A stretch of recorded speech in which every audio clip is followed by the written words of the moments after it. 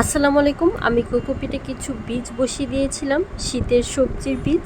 সেখান থেকে কি সুন্দর চারা গজিয়েছে। আজকে আমি আপনাদের সাথে শেয়ার করব আমি কিভাবে কোকোপিটে চারা তৈরি করি। আমি সবসময় মাটিতে চারা তৈরি না করে কোকোপিটে চারা তৈরি করি, কারণ কোকোপিটে বীজ বপন করলে 4 দিনের মধ্যে সেখান থেকে চারা তৈরি হয়ে যায় এবং প্রত্যেকটা চারা একই সাইজের হয়।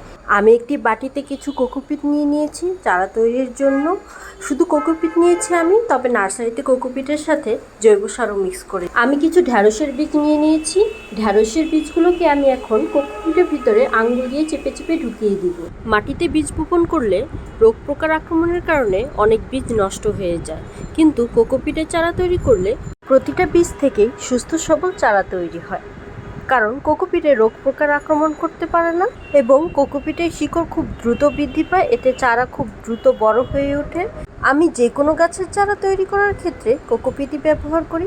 এখন আমি অল্প অল্প পানি দিয়ে দিয়ে কোকোপিটগুলো ভিজিয়ে দিব এবং প্রতিদিন একবার করে পানি সেচ দিয়ে দিব হালকা করে। কোকোপিটের চারা মাটির চারার 20 দিন পূর্বেই গাছে ফলন দেওয়া শুরু করে, কারণ কোকোপিটের চারা খুব দ্রুত বৃদ্ধি পায়। আমি বীজগুলো বপন করার 3 থেকে 4 দিনের মধ্যে অনেকগুলো চারা জার্মিনেশন হয়ে গেছে। আমি প্রতিদিন অল্প অল্প করে পানি সেচ দিয়ে দিয়েছি, আর 10-12 দিনের মধ্যেই আমার চারাগুলো মাটিতে লাগানোর মতো উপযুক্ত হয়ে উঠেছে।